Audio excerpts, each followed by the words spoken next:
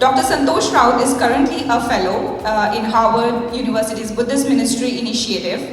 He is Associate Professor of Aesthetics and Philosophy at the English and Foreign Languages University in Hyderabad and Academic Director of the Nagarjuna Training Institute in Nagpur, India. Please join me in extending a warm welcome to Dr. Santosh Raut to enlighten us with his wisdoms and thoughts.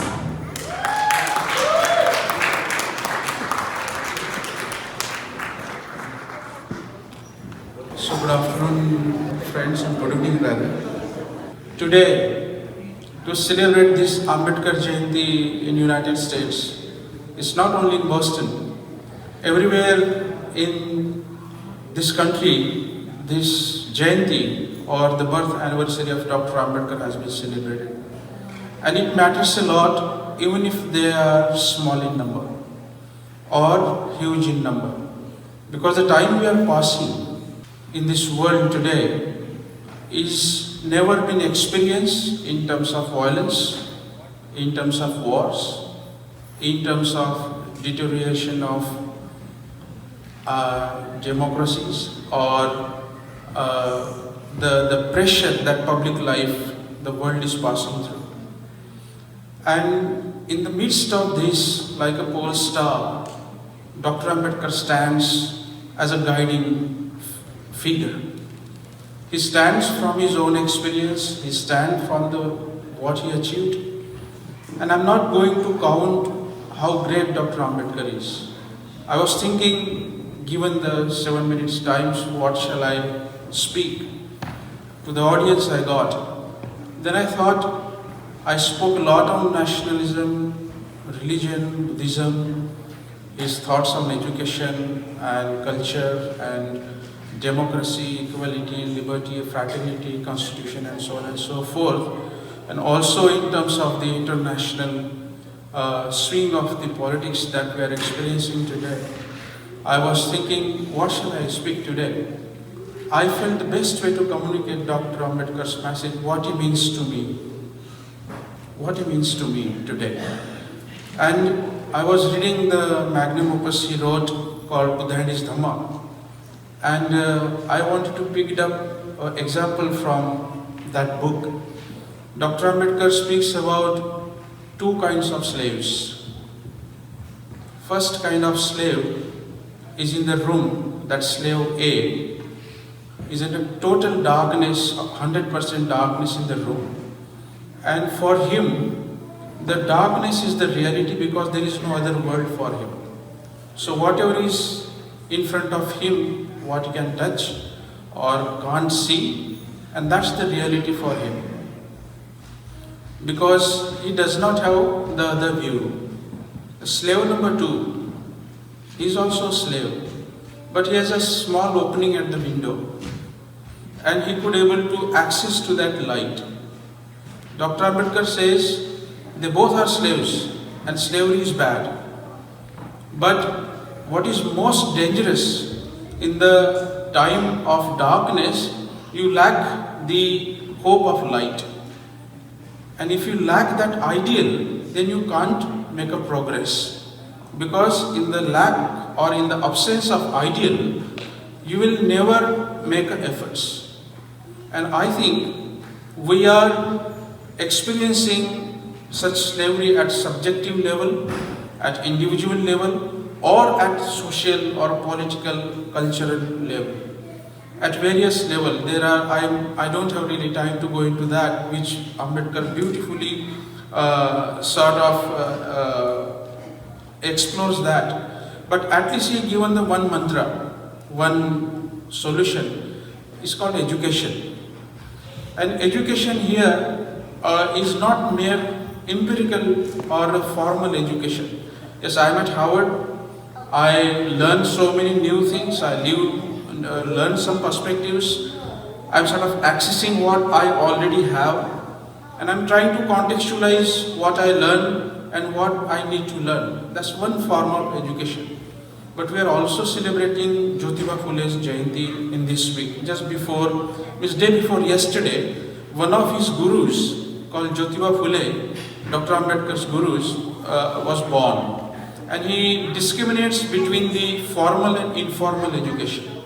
Recently, I organized a beautiful event which Jasharadji also organized at MIT about Kabir. And Kabir was his second guru, Dr. Ambedkar's, and third was the Buddha.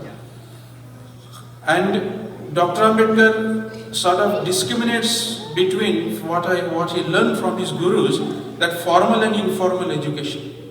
So, for my American friends, those who are here, wish we could have more of them on such Jayantis. They are learning how they are celebrating Jayanti. What are they singing? What are they dancing? Why these blue flags? Why these Panchashila flags? What Dr. Ambedkar means to them? What these songs are trying to say?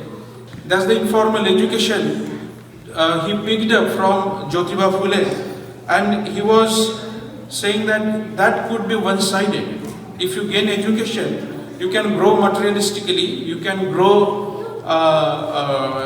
in your life standards and so on. That's important. But at the same time, Dr. Ambedkar says it's very important to cultivate your own mind, your own values. Now, what this cultivation mind is not asking you to go to the cave and sit and meditate. Cultivation mind means he is sort of hinting you towards the dangers of materialism, dangers of consumerism, dangers of economic inequalities, dangers of your own existence, that you try to understand that this is my life, I achieved everything and that's it. And he said that's the danger.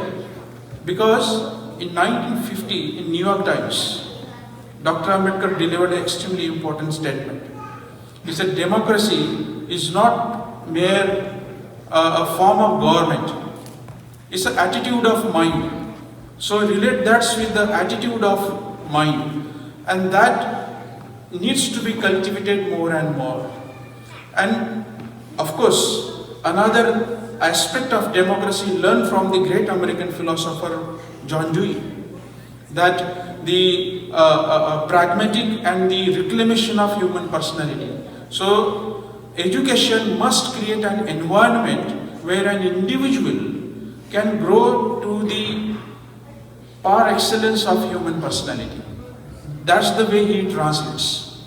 And it's so important that we must not forget that aspect of education. Otherwise, education, as those who are speaking Marathi or Hindi, is popularly known as Dudhari Talwar. It's a dual-edged sword. It can be used for the best and it can be used for the worst. Education might lead to such dangers. So that needs to be understood, because in materialistic and consumeristic world which we are passing through is not only harming an individual, it's harming an environment, it's harming the earth, it's harming democracies, it's harming human values. Because I think me is the first person in the world. I am the first person in the world. And everything follows after that. So the selfish ideal, what Guptaji tried to say in his book, not Dr. Ambedkar's book, while he was mentioning annihilation of caste, Dr. Ambedkar literally says we are responsible to produce this selfish ideal. And that is based on your caste or race or identity, nationality, gender, which needs to be dismantled and needs to transcend than ever before. So that's what I meant by what Dr. Ambedkar means to me. If I can, in gradually, the way I'm growing in my age, the way I'm growing in my phases of life, if I can become a bit selfless, if I can become more generous, if I can become more inclusive, that will have an effect on society and also on democracies. And I think that's what Dr. Ambedkar was expecting. If education made us where we are today, now he's watching us. I'm speaking for myself, by the way. Please do not take it personally. I'm speaking for myself. What Dr. Ambedkar made to me. So I think he's watching me. What are you doing? How are you interacting with the people? How are you communicating with the rest of the caste and societies? And if we are Ambedkarite as a collective society across the water, I'm sure he's been watching us. What my community or my people are interacting with the rest of the world. You are the people or we are the people who are carrier of his message. There is no Ambedkar, but Ambedkar is alive in you. He will speak through your actions. He will speak through the way you behave in this country or in our own country with the rest of the races, rest of the caste, rest of the people around us. And Dr. Ambedkar is watching us. And why I'm saying this? Because it's a beautiful story in Buddhist canon. A goddess was watching a monk meditating in the cave. And that monk spontaneously uttered some verses. And that forest goddess says to the monk, "Oh, you're exactly right. You are uttering or you are speaking the right words." And the monk asked to that forest god, "How do you know?" "I'm uttering the verses exactly the way Buddha said." And that goddess says, "Because I was there." And he says, "How come you were there?" She is a forest god. The symbolical meaning of the story, the trees and forest and nature survives forever. Is of course or obviously stronger than us. We are not stronger than nature. So that personal connection that tree was making to a monk, forest goddesses said and replied to the monk was very striking. She said, "You know why I remember this? Because I know Buddha spoke for me. He was speaking to me. I was there." So that personalized connection, that what Buddha did for me was very moving in the story. That's what Buddha was actually in Jataka stories was trying to tell to us. That forest goddesses, when she was speaking that Buddha spoke for me, you internalize that communication so deep in your heart. Right? Before we are thinking about big democracies and changing the world and whatnot, we are going to transcend and revolutionize the world. It's so important that it should speak to me first. And when Dr. Ambedkar, just before his death, on 4th December 1956 in Mathura Road in Delhi, he was visiting a Buddhist art gallery. And he passed through the art gallery. And he came with the tears and said to Nagarjuna Training, his close associate, personal assistant, he said, "My Buddha is beautiful. My Buddha is beautiful. My Buddha is beautiful." He was speaking from his own heart what Buddha spoke with him. Had not Kabir, had not Buddha, had not Mahatma Phule, or these great people would speak to us, we would not change. And if we do not change, we will carry on as a group of individuals, but I don't think we will responsibly change the community and societies. I think that is something central in our heart we need to understand. Lastly, I wanted to say, why did Dr. Ambedkar sacrifice his life? Or even why did Jesus sacrifice his life at the cross? And why all these great giants sacrificed their life? Because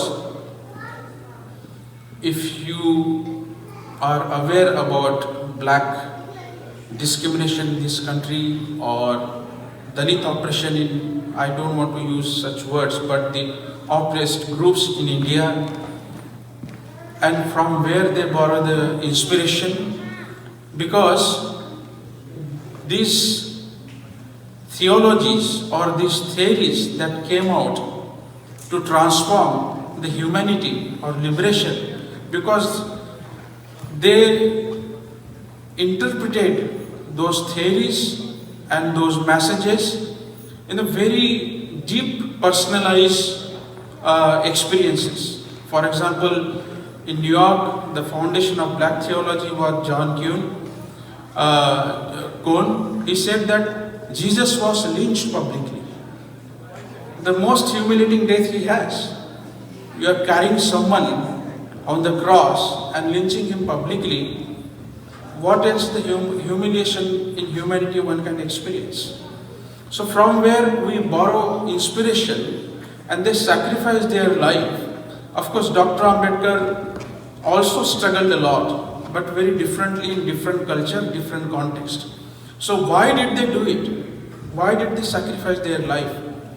Because they care for us. They care for the future. They care for every individual, communities and cultures. And if I do not think that Dr. Ambedkar did not care for me, I would not able to understand what his deeper passion, or before I go to politics and the communities and the caste and the discrimination, this is something central I wanted to say today, what Dr. Ambedkar means to me. Therefore, I did not choose any topic. I thought I would just speak from my heart. And that's the best way I can give my tributes to this great Bodhisattva, to this great man, because I know he worked for me. I know he sacrificed for me. And I know because he sacrificed, I could able to stand. I can say I'm at Harvard or wherever you are, and I'm sure you share my experience in that way. So I hope we carry this great memory, this great day, with a great man and giants like this who sacrificed their life for humanity and for building communities with the love, non-discrimination and the unity. And if only Ambedkarites in the states or likewise friends could able to expand that circumference or the the ripple of that great thought, I think this world be a better place to live for everyone. Thank you very much and wish you a very happy day.